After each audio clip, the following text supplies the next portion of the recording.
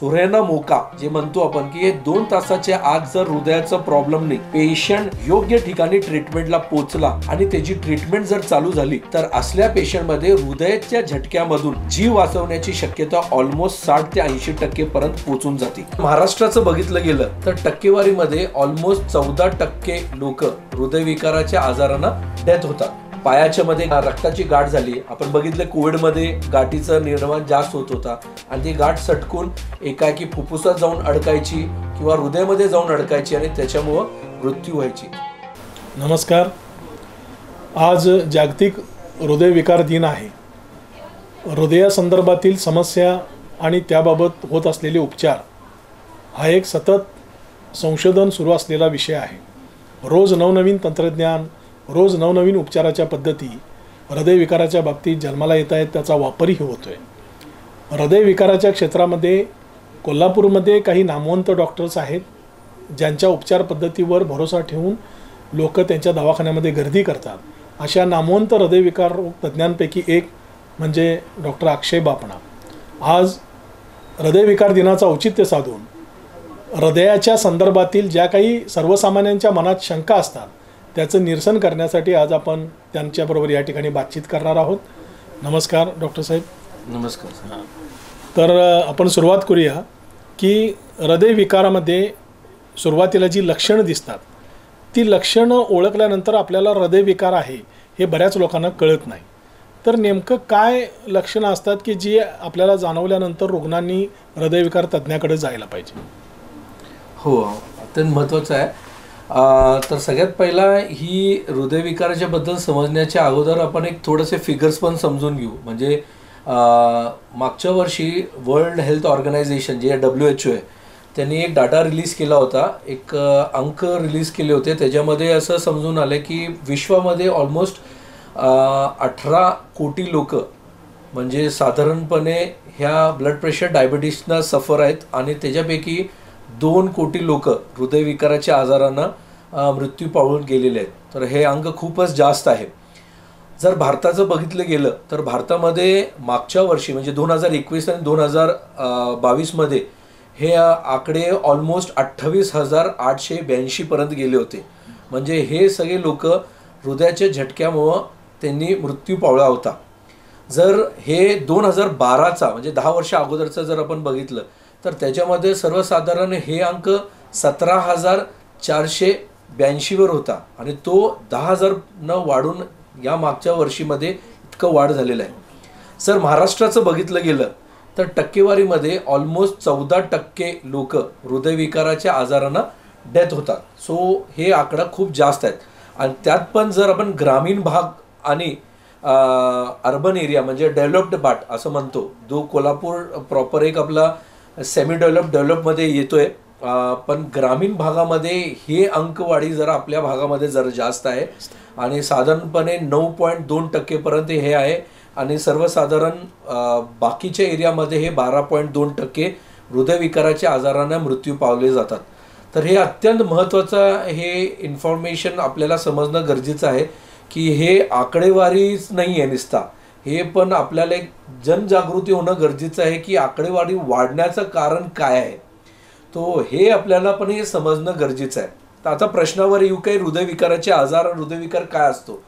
सर्वसाधारण जर बघितलं गेलं हृदयविकाराचे आजार म्हणजे त्याच्यामध्ये हृदयाचा झटका येणं, दुसरं हार्ट फेल होणं म्हणजे धडधडी निर्माण होणे किंवा त्याच्यामध्ये काही प्रॉब्लेम्स क्रिएट होऊन धापग्रस्त जास्त होणं, पायाला सूज येणं, दम भरणं, एकाएकी घाम जास्त सुटणं, हे सगळ्यांमुळे म्हणजे हार्ट फेलियर ज्याला म्हणतो हे त्या हृदयविकारामध्ये असतो. तिसरा आहे धमन्यांचं प्रॉब्लेम, म्हणजे हृदयामध्ये आणि हृदयाचे रिलेटेड जे काही धमन्या बाहेर निघतात. आपल्याला माहिती आहे की हृदयामध्ये शुद्ध आणि अशुद्ध रक्तवाहिनी असतं. म्हणजे थोडक्यात जर आपण हे हृदय जर बघितलं तर हृदयाचे हे 4 कप्पे बघितले गेले, उजव्या साईडचे 2 कप्पे आणि डाव्या साईडला 2 कप्पे असतात. तर उजव्या साईडला जे कप्पे आहेत ह्याला अशुद्ध रक्त पूर्ण शरीरामधून खालच्या भागातून आणि वरच्या अंगातून येत असतं आणि ते ह्या उजव्या साईडच्या कप्प्यामध्ये येऊन हे निळ्या रक्तवाहिनीचेतून फुफ्फुसाकडे जाऊन शुद्धीकरण केलं जातो. ह्यानंतर रक्त शुद्ध फुफ्फुसामध्ये येऊन म्हणजे आपण जे श्वास घेतो त्यातनं ऑक्सिजन घेऊन ह्यामध्ये मिश्रण होऊन हे डाव्या कप्प्यांमध्ये हा रक्त शुद्ध रक्त येतो आणि पूर्ण ह्या लाल जे नस दिसतोय ह्या लाल नसच्या वाटेतून पूर्ण शरीराला म्हणजे मेंदूला आणि तसंच बॉडीच्या खालच्या भागाला हे रक्त पूर्ण केलं जातो हे रक्तवाहिनीच्या माध्यमातून. सो ह्या जे रक्तवाहिनी आहेत जे पूर्ण शरीराला रक्त पुरवठा केला जातो त्या रक्तवाहिनीचा पण जर आजार असेल तर त्यालाही हृदयविकाराच्या एका आजारामध्ये धरलं जातो. जसं की पायाच्या मध्ये गाठी झाली आणि रक्ताची गाठ झाली. आपण बघितलं कोविडमध्ये गाठीचं निर्माण जास्त होत होता आणि ती गाठ सटकून एकाएकी फुफ्फुसात जाऊन अडकायची किंवा हृदयामध्ये जाऊन अडकायची आणि त्याच्यामुळं मृत्यू व्हायची. सो हे सगळे कारणं हृदयविकाराचे माना प्रकारमध्ये कन्सिडरेशन केला जातो. सो हे सगळ्यांचा आजार अत्यंत आपल्याला समजणं महत्त्वाचं असतो. आता महत्त्वाचा प्रश्नावर जे आपण म्हटलं की हे जे त्रासदायक काही प्रॉब्लेम्स असतात.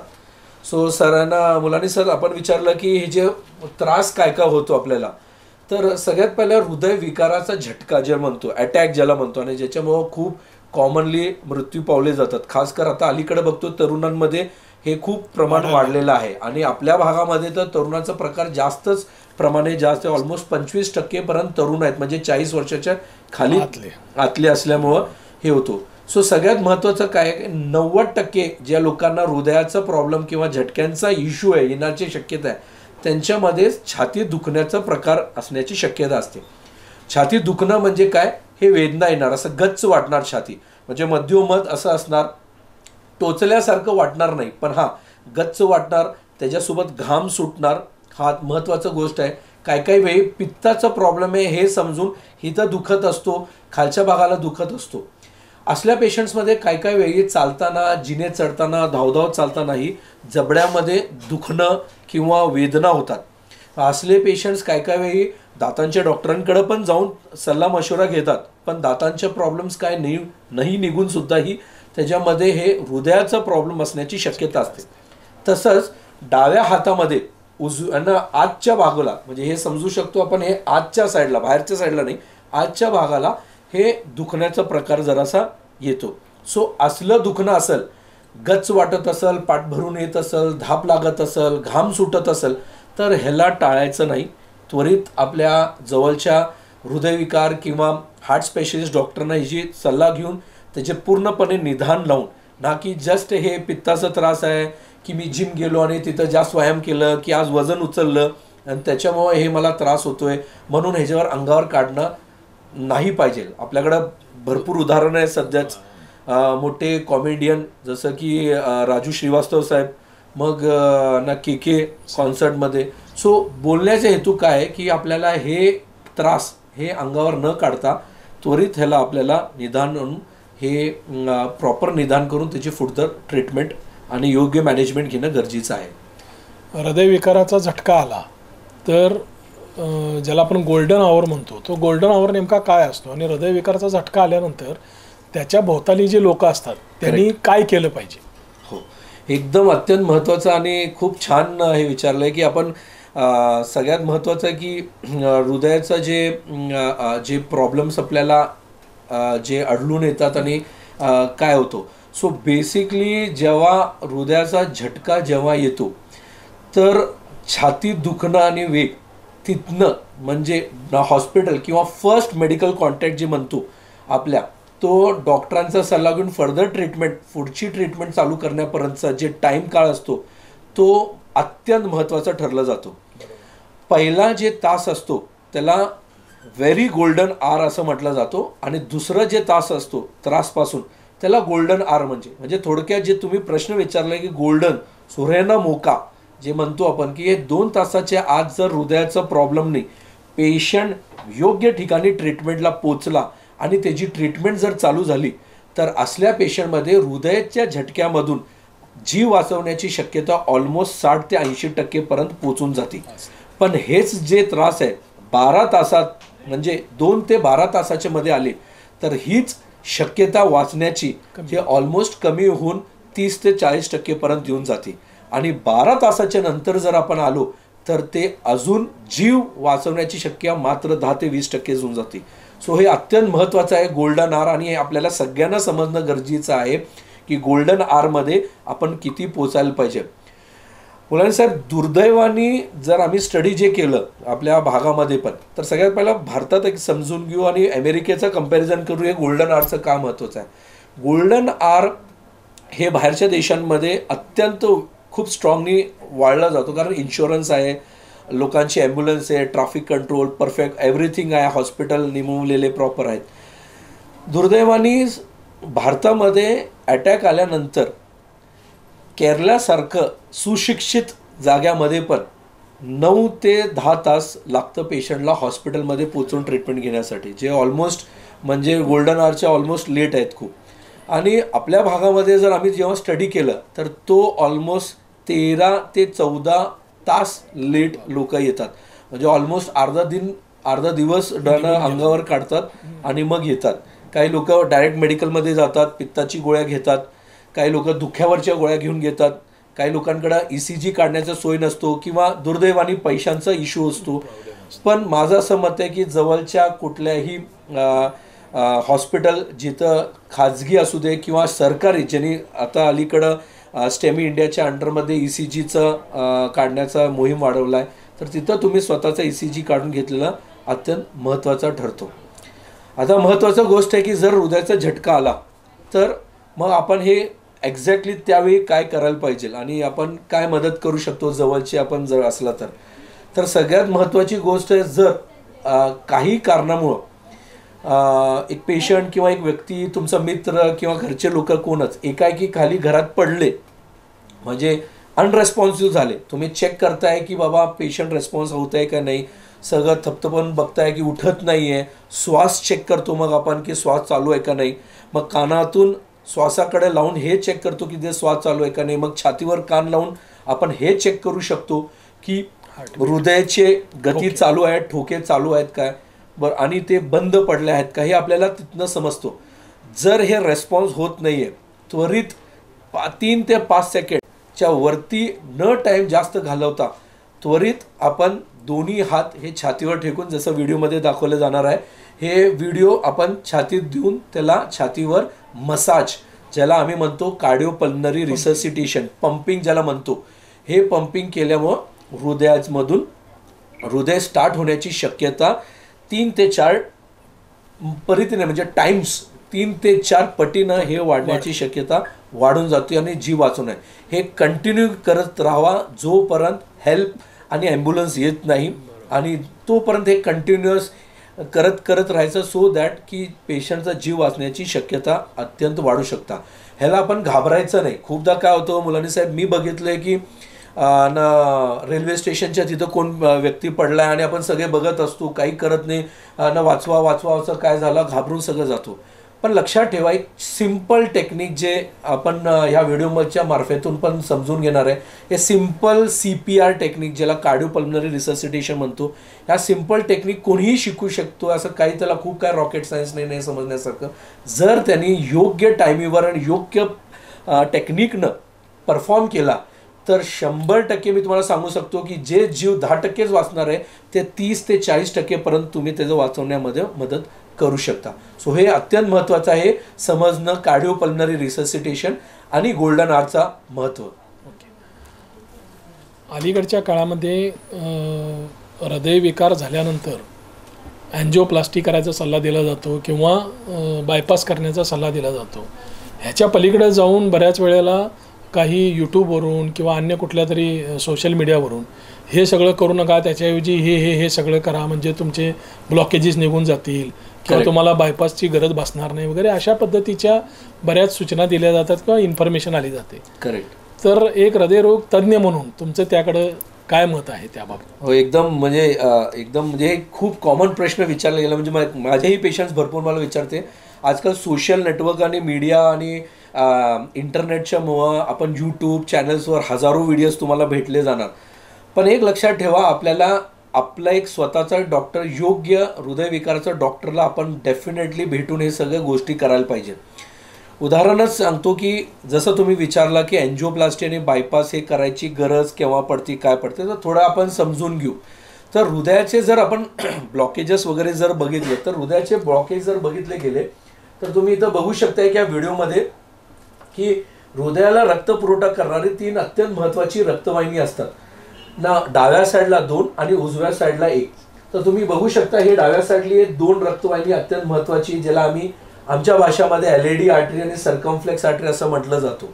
पण ही रक्तवाहिनी म्हणजे जर बघितलं गेलं तर वयाच्या 20व्या वर्षापासून ह्या रक्तवाहिनीमध्ये, धमन्यांमध्ये हे ब्लॉकेजेसचा प्रकार वाढायला चालू होत असतो, वयाच्या 20व्या वर्षापासून. करेक्ट. म्हणून तरुणांनी हे अत्यंत महत्त्वाचं आहे की आपल्याला समजून घेणं गरजेचं आहे. हे ब्लॉकेज जोपर्यंत 50% पर्यंत होत नाही तोपर्यंत पेशंटला काही प्रकारचा त्रास होत नाही. पण तेच ब्लॉकेजेस, चरबीची गाठ वाढून वाढून वाढून जर ते 50 ते 70% पर्यंत गेली तर त्याचा पेशंटला चालताना, जिने चढताना, धावधाव चालताना छातीत भरून येणं, गच्च वाटणं किंवा घाम सुटायला चालू होतो. असल्याच पेशंटने जर अंगावर काय काढला तर ही चरबीची गाठ एकाएकी करून फुटून जाते. आणि हे फुटल्यानंतर हे काही कारणामुळे पण फुटू शकते. ताणतणाव आहे, तंबाखूचं व्यसन आहे किंवा तुम्ही ब्लड प्रेशर जास्त आहे, हे सगळे, आणि खासकर कोविडच्या मुळे पण हे असं ब्लॉकेज तयार होण्यामुळे हे चरबीची गाठ एकाएकी ताणतणावामुळे फुटून जाते. आणि त्या फुटल्यामुळं त्याला भरण्यासाठी रक्ताची गाठी सक्रिय होतात आणि रक्ताची गाठ त्याला भरून करण्यासाठी ते रक्ताची गाठ वाढत वाढत वाढत जातात, जसं हे व्हिडिओमध्ये दाखवलं जातोय. हे गाठ वाढत वाढत जसंच गेली, पण त्याला हे कळत नाहीये की ते जी रुंदी आहे रक्तवाहिनीची ते आपण ऑलमोस्ट 90%, 95% आणि पूर्णपणे 100% पर्यंत हे बंद करून देतो. सो थोडक्यात ही जी ब्लॉकेजेस आहे हे वाढत वाढत वाढत वाढत गेली तर 90% ते 95%च्या वरती जर हे रक्तवाहिनीला ब्लॉक केली तर त्यावेळी पूर्ण मोठा अटॅक येतो आणि पेशंटला जीवाला धोका होऊ शकतो. आणि तसंच आम्ही डिस्कस केलं की ह्या स्टेटला पण आपण अंगावर काढत असतो, हे दुर्दैवाने आणि तरुणांची पिढीमध्ये अत्यंत महत्त्वाचं आहे समजणं. म्हणून हे जर त्रास झाला की गोल्डन आवरमध्ये जेवढं लवकर तुम्ही पोहोचणार तेवढंही आपण मृत्यू टाळू शकतो आणि जीवनदान देण्याची शक्यता डॉक्टरांनाही फायदेशीर ठरू शकतो. मी असं म्हणू शकत नाही की 100% पेशंट वाचणार, पण डेफिनेटली जे 40-50% वाचण्याची टक्केवारी गॅरंटी आहे ते वाचून ऑलमोस्ट 80% पर्यंत जाण्याची शक्यता वाढू शकते. सो हे अत्यंत इम्पॉर्टंट व्हिडिओ हे समजण्यासाठी की हे ब्लॉकेजेस कसं निर्माण होतात आणि हे ब्लॉकेजेसमुळे कसं त्रास होतो. सो असं जेव्हा ब्लॉकेजेस तुम्हाला झाला की अटॅक झाला किंवा 80 ते 90% पर्यंत झाला तर हे खात्री करण्यासाठी काही रक्ताचे तपासण्या असतात. म्हणजे अटॅक जर आला किंवा हृदयाची वेदना झाली तर आपण एक काही तपासण्या करतो. तर सगळ्यात महत्त्वाची तपासणी आहे की छातीची पट्टी काढणं, म्हणजे ECG काढून घेणं. ECG जसं काढलं जातो, ECG मध्ये आपल्याला समजून येतो की हे अटॅक चालू आहे का नाही आहे. आणि काही रक्ताची तपासणी असतात. त्वरित जर अटॅक आहे तर आपल्याला लवकरात लवकर त्याची ट्रीटमेंट स्टार्ट करायला लागते. आणि ट्रीटमेंट स्टार्ट केल्यानंतर त्याची फर्दर की ही रक्ताची गाठ किती टक्क्यानं विघळून गेलेली आहे हे समजण्यासाठी आपल्याला एन्जिओग्राफी करायला लागतो. एन्जिओग्राफी म्हणजे पायातून किंवा हाताच्या शिरातून ही रक्तवाहिनीची मदतीतून आम्ही हृदयाकडे जातो. ही हृदयाकडे गेल्यानंतर ते हृदयाला जे रक्तपुरवठा करणारी, जसं आपण चर्चा केली 3 रक्तवाहिनी असतात, डाव्या साईडला 2 आणि उजव्या साईडला 1, त्या रक्तवाहिनीमध्ये किती टक्के ब्लॉकेज राहिले, किती टक्के ती गाठी विघळून गेलेली आहे इत्यादी सगळं माहिती पडतं आणि त्याच्यानंतर पुढची ट्रीटमेंट आपल्याला ठरवता येते. सर खूपच जास्त ब्लॉकेजेस आहेत किंवा मेजर ब्लॉकेजेस आहेत, 3-4 रक्तवाहिनीमध्ये ब्लॉकेजेस आहेत, मल्टिपल ठिकाणी खूप ठिकाणी ब्लॉकेजेस आहेत, तर प्रत्येक ठिकाणी स्टेंट टाकणं शक्य नसतो, योग्य नसतो. त्यावेळी आपल्याला एन्जिओप्लास्टी नाही करू शकत. पण कमी ब्लॉकेजेस असेल तर एन्जिओप्लास्टी करण्याची शक्यता असते. आणि खासकर महत्त्वाचे जास्त ब्लॉकेज असेल तर बायपास पण आपण हे करू शकतो आणि त्याची ट्रीटमेंट घेऊ शकतो. मला साहेब एक महत्त्वाचं सांगणं आहे की अलीकडं राशन कार्डच्या मदतीतून हे सगळे ट्रीटमेंट फ्रीमध्ये होतं आणि त्याचा लाभ आपल्याला घेणं अत्यंत महत्त्वाचा असतो. मग ह्यासाठी ह्या ट्रीटमेंट घेण्यामध्ये कुठेही अडचणी न यायला पाहिजे असलं मार्ग सगळं सेटल प्रॉपर केलेलं आहे. तर ह्याची ट्रीटमेंट टायमीवर घेऊन पेशंट जीवित वाचू शकतो. सो हे अत्यंत महत्त्वाचा समजणं गोष्टी आहे. सो महत्त्वाचा ECG झाले, हे अटॅकाची गोष्ट झाली. मग आता महत्त्वाची गोष्ट आहे की जर असंच पेशंट मला रुटीन चेकिंग करायचं आहे तर विचारतात की खूप रुटीन चेकिंग मला काय करायचं, मला माझ्या घरांमध्ये एकाला अटॅक आला आहे किंवा मला माझ्या आईवडिलांना कमी वयामध्ये लकवा बसला आहे, अटॅक आलेला आहे. तर असल्या पेशंट्समध्ये वयाच्या 30 ते 35 वयाच्या नंतर आपण दरवर्षी एक रुटीन तपासणी आपण स्वतःसाठी करून घ्यायला पाहिजे असतो. मी तर असं सांगत असतो काय की ज्या दिवशी आपला वाढदिवस आहे किंवा आपलं मॅरेज ॲनिव्हर्सरी आहे त्या दिवशी ही तपासणी अत्यंत महत्त्वाची करून घ्यायला पाहिजे. खासकर रक्ताची काय तपासणी आहे, कोलेस्ट्रॉल लेवल आहे, शुगरचे लेवल्स असतात. अलीकडे नवीन ॲडव्हान्स टेक्निक्सनं नवीन तपासणी आल्या ज्याला माहिती पडतो की पुढं आपल्याला कोलेस्ट्रॉलची भीती असू शकते काय नाही, हे पण आपल्याला माहिती करता येऊ शकतो. तसंच इको करता येतो, हृदयाची सोनोग्राफी आहे, पट्ट्यावर धावण्याची तपासणी ट्रेडमिल टेस्ट असते ते करता येऊ शकतो. आणि आत्ताच आपण समजलं की अँजिओग्राफी आणि त्याची फुडदर ट्रीटमेंट आपल्याला करता येऊ शकतो. सो हृदयाच्या झटक्या किंवा हृदय झटका येऊ नयेसाठी ही एक तपासणी आहेत जे आपण रुटीनली करायला पाहिजे. आणि मुलांनी साहेब आपण ऐकतोय की अलीकडे मॅरेथॉन वगैरेमध्ये पण भरपूर लोक जाऊन तिथंच कोलॅप्स होतात किंवा हृदयाच्या झटक्यामुळे त्याला पेशंटला मृत्यू पावला जातो. सो असल्या पेशंट्स म्हणजे मी खासकर सगळे तरुणांना एवढं सांगतो की ज्यावेळी एवढं हाय इंटेन्सिटी तुम्ही फिजिकल ॲक्टिव्हिटीमध्ये इन्व्हॉल्व होतात, म्हणजे जिममध्ये वजनं उचलायचं काम तुम्ही करणार आहे किंवा स्पोर्ट्समध्ये पार्टिसिपेट करणार आहे किंवा काय वेळी तुम्ही मॅरेथॉनमध्ये रन करणार आहे, आयर्नमॅन तुम्हाला व्हायचं एक्सेट्रा एक्सेट्रा जे काय, तर त्यामध्ये हे पहिला तुमची स्वतःची हे जाणीव करून घ्या की तुमचं हृदय योग्य आहे का हे सगळं करण्यासाठी. म्हणजे थोडक्यात ही तपासणी करा, स्वतःसाठी फिट व्हा आणि मग तुम्ही हे हाय इंटेन्सिटी फिजिकल ॲक्टिव्हिटी जी म्हणतो त्याच्यामध्ये पार्टिसिपेट, जिम करू शकता वगैरे वगैरे, हे करणं अत्यंत महत्त्वाचं ठरू शकतो. बायपास झाल्यानंतर बरेच पेशंट डॉक्टरांना विचारतात की आता इथून पुढचं लाईफ सोपं असतं का अवघड असतं, कशा पद्धतीनं जगायचं, हार्ट कमजोर झालेला आहे अशा बऱ्याच लोकांची हे असते, धारणा असते. तर बायपास झालेल्या लोकांनी तिथून पुढं किती वर्ष त्यांना आयुष्य मिळतं बायपास झालेल्या लोकांना, आणि ते जर अधिक चांगल्या पद्धतीनं जगायचं असेल तर त्यासाठी आपली लाईफस्टाईल त्यांनी कशा पद्धतीनं ठेवणं गरजेचं आहे. हो, महत्त्वाचं गोष्ट आहे. अँजिओप्लास्टी तर आपण दुसऱ्या दिवशी आणि तिसऱ्या दिवशी डिस्चार्ज करतो पेशंट, वॉकिंग वगैरे असतो. पण बायपास एक अत्यंत महत्त्वाची गोष्ट आहे. बायपासमध्ये ओपन हार्ट असतो आणि मिनिमल इन्व्हेजिव्ह पण आता नवीन टेक्नॉलॉजी म्हणजे कमी चिरफाड करता ही बायपास अलीकडे केला जातो. हे खूप ॲडव्हान्सच झालेलं आहे.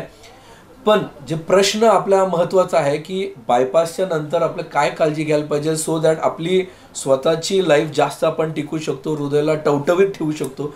सो त्यासाठी अत्यंत महत्त्वाची गोष्ट आहे की जी गोळ्या तुम्हाला दिलेली आहे रक्त पातळीची ती अत्यंत व्यवस्थित पहिल्या वर्ष न चुकवता घेणं महत्त्वाचं आहे.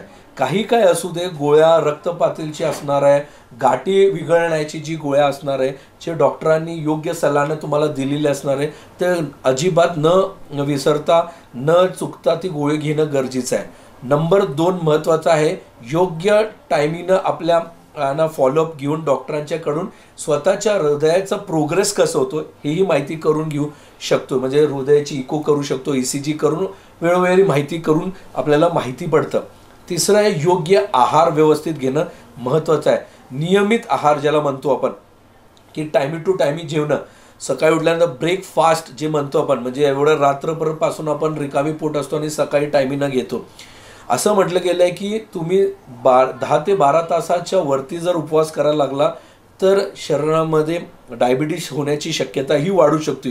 म्हणजे मी हे रुटीनली जर असं व्हायला लागलं की आपले हॅबिट्स आहे रात्रीचं जेवण लेट होणं, आपण कामामध्ये खूप गुंतून राहतो, काय वेळ विसरून जातो, मग जेवण टायमीवर घेत नाही, जेवणचा आहार 48 मिनिटात व्यवस्थित होणं गरजेचं असतो. आपण फास्ट खातो, डायजेस्ट होत नाही, डायजेस्टिव्ह प्रॉब्लेम होतात, ते ॲब्झॉर्ब होत नाही, कोलेस्ट्रॉल ॲब्झॉर्ब होऊन जातो शरीरामध्ये, रक्तात खेचून जातो, बाकी चांगली गोष्टी सोडून जातो. ही भरपूर गोष्टी आहारामध्ये महत्त्वाचा ठरतो. खासकर तेलाच्या बद्दल जर मी बोलायला गेलो तर जे गरम करून थंड करतात, परत त्याला गरम करून थंड करतात, गरम करून थंड करणारा जे तेल वापरलं जातो ते अत्यंत महत्त्वाचं आहे, ते वापरायचं नाही. म्हणजे थोडक्यात एक थोडं तेल वापरल्यानंतर ते सोडा.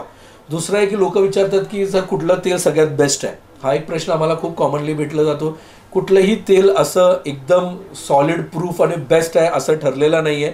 पण काय काय वेळी लोक म्हणतात की व्हर्जिन ऑलिव्ह ऑइल नावाचा एक प्रकार असतो ऑलिव्ह ऑइल, ते एक जरा चांगला असतो, तो कमी प्रमाणात लागतो आणि सायंटिफिकली तो चांगला आहे. पण आपल्या भागामध्ये ते सगळं एवढं काय जास्त वापरलं जात नाही. आपल्या भागामध्ये शेंगदाणा आहे, रिफाईंड तेल आहे, सनफ्लॉवर आहे, सॅफ्लॉवर आहे, किंवा कॉटन सीड आहे, कापसाचं आहे, सोयाबीनचं तेल आहे. माझं एवढंच म्हणणं आहे की महिन्यामध्ये ॲटलिस्ट 2 ते 3 वेगवेगळे प्रकारचे तेल तुम्ही वापरणं मस्ट आहे. त्याला एकदाच तोच तेल आपण 3 महिने 4 महिने खाणं हे योग्य नाही आहे. आज 15 दिवस ग्राउंडनट वापरलं म्हणजे शेंगतेळ वापरलं, तर पुढच्या 15 दिवसांनी सोयाबीन वापरा, सनफ्लेवर, असं मिक्सचर ठेवा, सो दॅट सगळे गोष्टी आपल्या आपल्या ठिकाणी ते योग्य भेटणार आहे.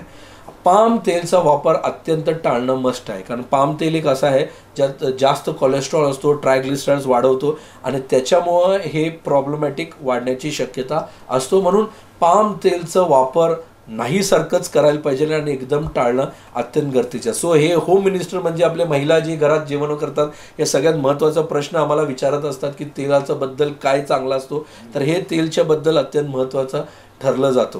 लास्ट चौथा गोष्टमध्ये नियमित व्यायाम करणं. 40 मिनटं प्रॉपर आपली दररोज व्यायाम होणं गरजेचं आहे. व्यायाममध्ये काय करायला पाहिजे, ॲक्सरसाइजमध्ये लक्षात ठेवा, फास्ट चालणं, मी रनिंग पण म्हणत नाही आहे, पण फास्ट चालणं 40 मिनटं दररोज तुम्ही करणं गरजेचं आहे.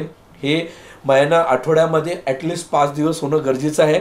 आणि 2 दिवस घराच्या घरात बसूनही तुम्ही स्ट्रेचिंगची एक्सरसाइज करू शकता.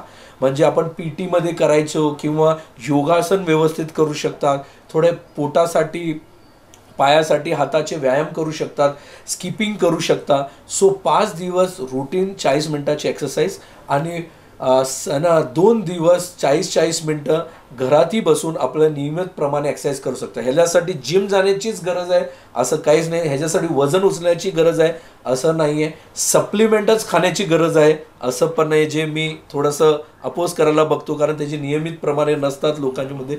सो हे महत्त्वाचं समजणं आहे की हे सगळं आपण कसं त्याला जॉट डाऊन करू शकतो. आणि अत्यंत महत्त्वाची गोष्ट की धूम्रपान, स्मोकिंग, तंबाखू, गुटखा जे आपल्या भागामध्ये सगळ्यात जास्त बघून यायला भेटतो, हे सगळ्यात आपल्याला टाळणं गरजेचं आहे. नियमित झोप 7 तासाची होणं अत्यंत गरजेचं आहे. बिनमोड 7 तासाची झोप पण नसेल तर हे महत्त्वाचं म्हणजे ठरू शकतो की बॉडीला स्ट्रेस आहे, ताणतणाव आहे, आणि त्याच्यामुळंच हे तरुणांमध्ये हे महत्त्वाचं ठरायला लागलं आहे. एका कारण जीव घेण्याचा आणि हृदयाचे झटका जास्त येण्याचे. आता आपण बघतोय गेल्या काही दिवसांपासून 25 ते 40 वयोगटातली मुलं बरीचशी हृदयविकारानं मृत्युमुखी पडत आहेत. त्याला बरीचशी कारणं आहेत असं म्हटलं जातं. पण आता कोल्हापूरसारख्या सधन जिल्ह्यामध्ये जिथं मांसाहाराचं प्रमाण जास्त आहे, जिथं तेलकट चमचमीत खाण्याचं प्रमाण जास्त आहे, तर अशा ठिकाणी यंग मुलांनी आपली लाईफस्टाईल कशा पद्धतीने ठेवली पाहिजे जेणेकरून हृदयविकाराला दूर करता येईल. नव्या पिढीला तुम्ही या निमित्तानं काय संदेश द्याल? हो, एकदम महत्त्वाचा गोष्ट आहे आणि इम्पॉर्टंट प्रश्नाचा आहे. आणि हे समजणं गरजेचं आहे की 25% लोक 40 वयोगटाच्या खाली असणारे 25% लोक हृदयविकारांना झटक्यातून एक्सपायर होऊन जातात. हे अत्यंत दुर्दैवाने, आणि आम्हालाही वाईट वाटतो जेव्हा आम्ही कमी वयाच्या पेशंट्समध्ये अँजिओप्लास्टी, बायपास करतो वगैरे. सो महत्त्वाचा प्रश्न आहे की हे का एवढं वाढायला लागलं आहे. तर सगळ्यात महत्त्वाचं आहे की एक ऑब्झर्वेशन असं आहे की ताणतणाव जे म्हणजे अत्यंत प्रमाणे जास्त प्रमाणे झालेलं आहे. म्हणजे प्रेशर असतो, स्ट्रेस फॅक्टर, प्रेशर असतो की मला ह्याच टायमिंगवर संपवायचं आहे, मला हे टार्गेटेड प्रोजेक्ट संपवायचं आहे. ऑफिसमध्ये बॉसेस तुमच्यावर रूल करत असतात की तुम्ही हे संपवायलाच पाहिजे, त्याच्यामुळं ते अतिप्रमाणे बियॉन्ड जाऊन काम करत आहेत, त्याचं टेन्शन घेत आहेत. झोप त्याच्यामुळं नियमितप्रमाणे होत नाही, जेवण होत नाही, मग जे काय जेवण भेटलं ते खायचं, जंक फूड आपण खायचं, पॅक्ड फूड खायचं. मांसाहारीचं प्रमाण इतकं वाढलेलं आहे अलीकडं की त्याच्यामुळं मांसाहारी खाण्यामध्ये पेक्षा जास्त त्या पद्धतीनं जे तयार केला जातो, म्हणजे ते तेलमध्ये बुडवून आणि त्याला डीप फ्राय करून त्याला क्रिस्पी करून हे जे वापरलं जातं हे चांगलं नाही आहे. तंदूरचा वापर पण अतिशय प्रमाणे चांगला नसतो, कारण तो कार्सिजोनिक असतो, म्हणजे कॅन्सरही निर्माण करू शकतो. जे कालपट असतो, स्मोक्ड असतो, म्हणजे जास्त भाजलेला किंवा बर्न्ट असला तर ते अतिशय हानिकारक असू शकतो. सो हा महत्त्वाचा ठरतो की एक्सेस नॉनव्हेज जे आपल्या भागामध्ये जरा जास्तच प्रमाणे बघायला भेटतो, कारण गाडे वगैरे इतके आहेत की, आणि ते ज्या पद्धतीनं तयार करतात ते ऑफकोर्स तरुणचे पिढीला खूप अट्रॅक्ट करतात. पण हे समजणं गरजेचं आहे की हे ब्लॉकेजेस हे आपण डिस्कस केलं हे वयाच्या 20व्या वर्षापासून चालू होतात. सो आत्तापासून ह्याच्यावर कंट्रोल ठेवला नाही तर बॅड कोलेस्ट्रॉल, ज्याला LDL कोलेस्ट्रॉल म्हटलं जातं, म्हणजे कोलेस्ट्रॉलचे रिपोर्ट जेव्हा असतात, बॅड कोलेस्ट्रॉल LDL कोलेस्ट्रॉल जर बघितलं ते आपण नियमितप्रमाणे 100च्या आत ठेवणं गरजेचं आहे. पण हे सगळं जेवण जर तुम्ही केला तर ते सगळ्यात वाढत जातो आणि जे ते धक्कादायक ठरतो. तो सगळ्यात महत्त्वाची गोष्ट आहे ताणतणाव, नियमित झोप न होणं, आणि तरुणांमध्ये अत्यंत प्रमाणामध्ये बाहेरचं वस्तू, जंक फूड आणि इन्क्लुडिंग एक्सेस नॉनव्हेज, म्हणजे जास्त प्रमाणे मांसाहारचं जेवण करणं हे खूपच प्रमाणे जास्त वाढलेलं आहे. तसंच मी अलीकडे बघतोय की धूम्रपान आणि मद्यपान म्हणजे अल्कोहोलचं प्रमाण पण या वयोगटामध्ये खूप वाढलेलं आहे. जर लेडीजचं बघितलं गेले, मुलींमध्ये पण ह्याचं प्रमाण वाढले गेलेलं आहे. असं म्हटलं जातं की मुलींमध्ये ज्यावेळीपासून त्यांची मानसिक पाळी चालू होते आणि बंद होऊपर्यंत ते युजली प्रोटेक्टेड असतात, म्हणजे त्यांच्यामध्ये हे आजार होण्याची शक्यता एकदम कमी प्रमाणात असतात. पण ह्याच्यामध्ये हे इतकं जास्त प्रमाणात जर वापरलं तर झालं तर ते जीव घेण्यापर्यंत डिस्ट्रॉय आणि प्रॉब्लेमॅटिक हे देऊ शकतो. आणि लास्टला तरुणांमध्ये आजकाल एक फॅड झालं आहे मुलांनी साहेब की जिम जाणं, लवकर मला बॉडी करायचा, 6 पॅक्स करायचं आहे, बॉडी बिल्डिंग करायची आहे, आणि त्याच्यासाठी 12 अंडी खाऊ मी, एवढं किलो किंवा पाव किलो चिकन खाऊ, किंवा ते डायरेक्ट म्हशीचं दूध पिऊ, आणि किंवा सप्लिमेंट डबे दिले जातात ज्यामध्ये म्हटलं जातं प्रोटीन पावडर्स आहेत, आणि प्रोटीन पावडर आणि फास्ट बॉडी तयार करण्यासाठी दुर्दैवाने ह्याच्यावर चेक कुठं नाही आहे. या प्रोटीन पावडरमध्ये माहिती नाही की स्टिरॉइड्स किती घातले जातात तर किती टक्के, त्याच्यावर काही क्वालिटी चेक कंट्रोल नाही आहे. तर ह्या माध्यमातून, ह्या मीटिंगमधून मला आपल्या सगळ्यांना पण हे ताकीद करायचं आहे की योग्य सल्लाच्या बघूनच हे सप्लिमेंटचं सेवन करणं गरजेचं आहे. त्याच्यासाठी काही नियमवलेले आहेत. तुमच्या डॉक्टरांना विचारा, तुमचे योग्य लोकांना जे विचारा, जे गायडन्स तुम्हाला प्रॉपर देऊ शकता.